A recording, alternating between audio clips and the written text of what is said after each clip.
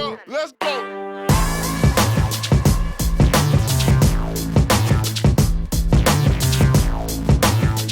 Welcome back to another video, everybody. Once again, it's your host, Ahdontron, here from NerdTots. Thank you so much for joining me on this review where we discuss about the movie Appleseed. This is a film that is based off of a manga that came out in 1985. If memory serves correct, it went from 85 to 89. Essentially, it's a 4-year-long series. Now, the movie that I'm going to talk about is the very first one that came out in 1988. Apparently, there was several movies that came out based on the Appleseed manga series. This video, I'm not going to waste any time. I'm going to go right into the story on this. So if you want to skip the spoilers, go down to the description below. I will have that cut time there for you so you can skip right down to the review. On that note, so when this movie first starts, you have a narration by a girl looking out the window with a bird, I'm assuming it's like a canary, and she's talking about being trapped in like a cage and freedom and so forth like that. A guy walks in, sees art supplies, a room completely in disarray. This girl's looking out the window, and her name is Flea, and she essentially takes a nosedive right out. From a resting position, looks at the dude, and then just takes a dive. So at that moment, I was like, it's gonna be one of those films. Then music cuts out, goes into this very long bit of credits with no audio, and you have to read the synopsis of like society and what the world is like. Apparently, the city that we're gonna have our story in is called Olympus. It is like the last remnants of humanity, as it were, because World War III happened, and it's being ran primarily by an organization that decided to rebuild humanity. And it's mostly organized and functioned by what's called biodroids, which are artificially created humans. They manage the city, they handle the city, but now humans have to coexist with them. Obviously, given the human condition though, people see flaws in this. Either A, they don't believe that they're really in control of their lives, and they discuss about this in the opening credits, or that they have an issue with being surrounded by things that are not quite human. And then that leads into our introduction, as it were, for some of our main characters. So you see a group of terrorists that have people hostage, and then they introduce a SWAT team to do what they do. Kick the people out, take down the bad guys. In the SWAT team, you have two members who you find out to be our main characters. Dunan, which is the female lead, I want to say. She's like this blonde, hard-ass nails character who's tougher than most of the guys. And if I mispronounce his name, sorry. Bolieros, who is a mechanically modified human. He's essentially a cyborg. And you don't really get to see like what parts are human versus he looks like he's mostly machine now. But you can tell these two are tight. And they go in along with their other SWAT team members. They take down the other bad guys quick and easy. One of them seems a little bit off, seems unusual. He looks like he's missing an eye, maybe has one or two cybernetic implants from what you can tell. He's kind of to himself. He has his own plans kind of thing. He gets captured. While Dunan and Bolieros are taking care of the rest of the people, he escapes, kills one of the other officers. Actually, more than one other officer, but he escapes. Shortly after, you get introduced to the same dude from the very beginning of the movie where he meets the terrorist that escapes. Turns out he's working with that terrorist. So we're like, okay, the guy has a grudge. He wants to work with the terrorist in this aspect. Mind you, this is a short film. This is like 67 minutes. So the story goes quick and fast in some areas. So pan over to Bolieros, Dunan. They go to the funeral for their comrade that has passed. They decide to ask for a transfer of papers because they want to go into a different division so they see if they can track down the terrorist that killed them. Who we find out later on, because Bolieros, being a cyborg, has literally a photographic memory. It took a photo of him and they had that on the records. And we find out the guy's name is called A.J. Sebastian. And he's a guy who has a grudge against the government, believes that biodroids are controlling people and societies on downhill. And the only way to have humanity be free is to be free of biodroids. That kind of situation. Very, very extremist. After all that, apparently Dunan, Bolieros get some R&R time. They meet up with a new character who gets introduced called Hitomi, who I want to say is the best description is an excavator. She explores the world after World War / social worker, because she'll find people that are refugees, survivors, ex-military, who are just barely surviving out in the world, and bring them back to Olympus, aka New Society, and she'll even do the paperwork for them to get them established. So when she comes in and returns during their time of RR, everybody that she has helped decides to throw her a party, which turns out is a lot of people. They fill like a bar, and I don't mean like a small bar. I mean like it's a decent sized bar, like almost nightclub size, with all the people that she has at one point rescued from the outside world, which includes Dunan and Bulieros, and apparently our boy from the very, very beginning, whose name is Karen, of course. But don't worry, he's never asked for a manager or started a scene. He does start some drama, but it's not for the same reasons. And Karen turns out to be a fellow police officer. Now, one thing 80s anime has taught me, if you see a character in a denim jacket, especially one with cut off sleeves, one of two things is going to happen. Either A, he's somehow a bad guy. Maybe conflicted, but he's somehow a bad guy. Or B, he is our MVP hero that's probably going to die anyways. Just my experiences. Anyways, Hitomi puts the moves on Karen hard. At this point, Hitomi is like that drunk friend who's like just putting the moves on him, and like to the point where people are dragging her away, and she just tells Karen, "Find me later in my room. You know where to get me. Have me, pretty man." She doesn't even call him by his name. She goes, "Handsome, find me later, handsome." Yes. I openly laughed at that point because it was ridiculous. Which, for me, it needed that, because as the movie continues to play on, it definitely stays true to wanting to stay on the subject of being a serious film. It wants to be considered a drama, cyberpunk, sci-fi. It has action. Emphasis on the cyber. It has your mecha droids, your cybernetic humans, but it does want you to feel the drama in areas. So moving along, you see after the party, apparently AJ the terrorist decides to rob information from another central computer area, and he steals files on certain biodroids. He gets away, obviously, because he gets assistance by certain parties. And it turns out the information he stole was so he could find a particular biodroid. Turns out it's Hitomi. As you're discovering this and you're realizing like why he's after Hitomi, the story progresses a little bit more, and you figure out the reasons why Karen is really doing what he's doing. It ties all the way back to the beginning. He believes the city is the cause of the woman's death. It turns out to be his wife. Turns out they were both refugees. They came to the city. His wife felt caged because it was so controlled. Everything was too perfect. And where they lived in squalor and they were practically dying, the fact that she had no control made her felt caged, and like that she lost her freedom and she went into a depression. And then it caused her to kill herself. For him, that was arguably bad enough. And then as you come across the story, you see it gets even worse because, of course, it's run by an organization that manufactures humans, as it were. It doesn't really see even the general public of humans being human at this point. They see them as numbers and figures and so forth. So when this happens, they technically experiment on him to like see his memories, so he feels violated, and that the city is like a giant experiment or where people are lab rats. So that's the root cause. This gets sprinkled throughout the story, but it definitely hits home the parts that are going through this. Now, throughout the experience of this, it gets to a point where AJ and Karen need to escalate their plans for execution, and they need Hitomi for this. So they kidnap Hitomi. Bulieros and Dunan have to try to rescue her. And they find out from the Inspector General, who is essentially the mayor of the city,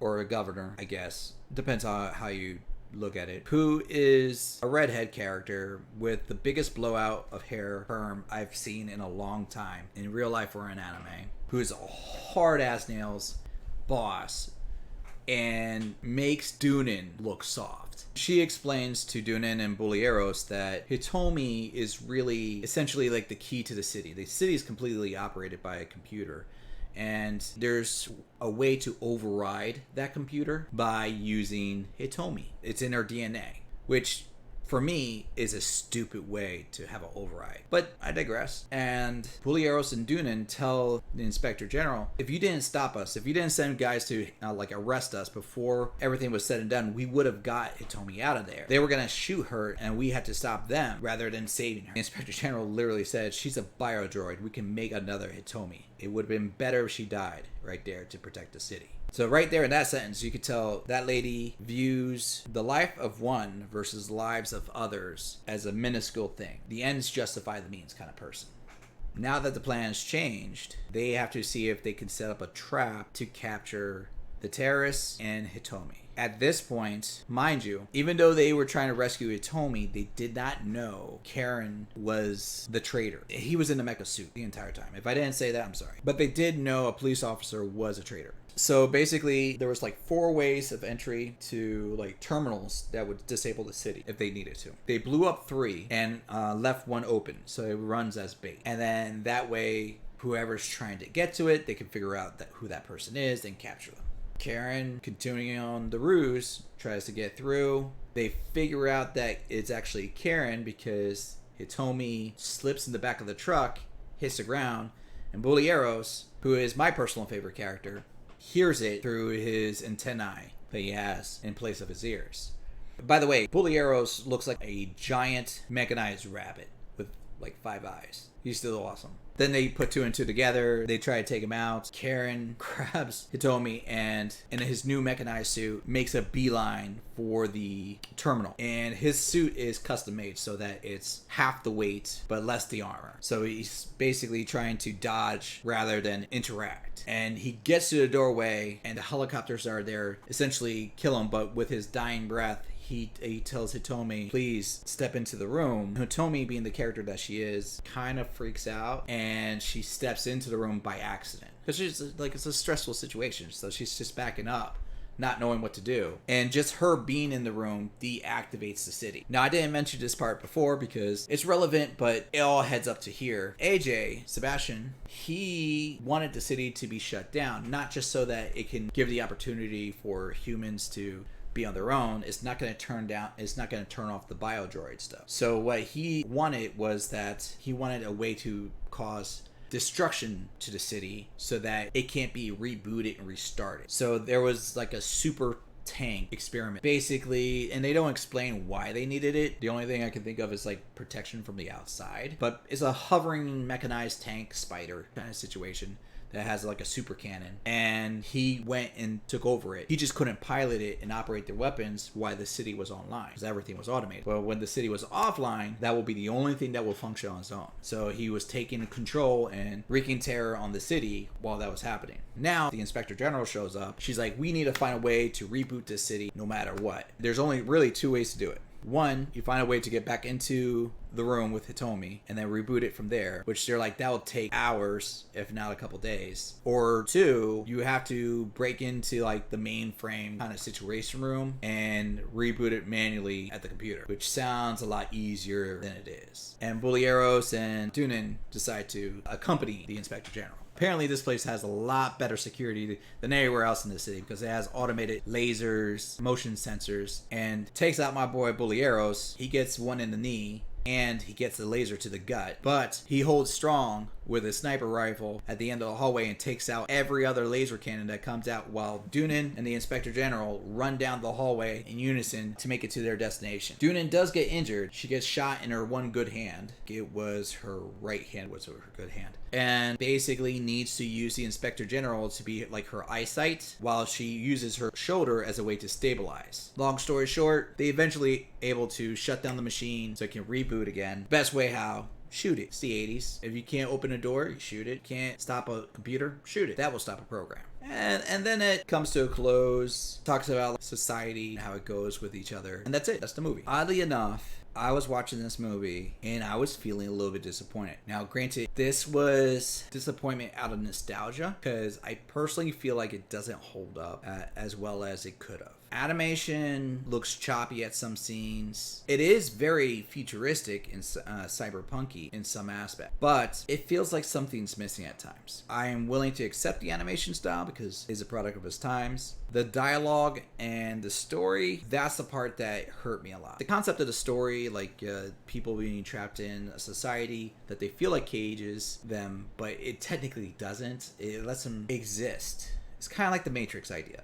You know, you can exist and exist peacefully, relatively, but are you really free? And this was well before the Matrix. But the dialogue in some of the areas just did not work. The character that hurt me the most with the dialogue is the Karen character. It felt so dead. The emotion wasn't really drawn out of his character, and that part hurt me. That really did. I was able to accept the animation and I got used to the choppiness. The detail work was really good. I mean, I've seen better. It's not the best, but it's pretty good. You can see some really good detail work. Like, they really did care about how a lot of stuff was done, and they took it seriously. The other interesting factor is the sensation I got with it. I watched it, and it's a very short film. It's 67 minutes long. It felt longer. Take that as you may. If you're looking for a anime movie that doesn't feel rushed, where they want you to feel you got a full story and you're kind of into it, then I'm feeling like this might be more your alley. It's granted, it's only just over an hour, but it feels like it's closer to an hour and a half feeling wise. If you're not vibing with this film, that is probably going to hurt with you. You're going to probably wish that it felt like it's quicker. A lot of it goes by faster because it does have slow moments. It really does. They want you to try to feel the city, feel them, and get this experience of the story. I'm not gonna lie, I did not watch this movie on my own. I actually watched this with my own father, and he is not one that watches anime. It's not like I was introducing this to kind of get him into the anime scene. He's my dad. He's known me all my life, and my brothers. We have not been able to get him into anime, and that's okay. We happen to be in the same room, and he's like, I'll watch it with you, doing that parent thing. At the end of the movie, I personally was feeling I was gonna be a little bit more harsh on the movie. And then he brought a perspective to me from a person who doesn't like anime. He actually enjoyed it.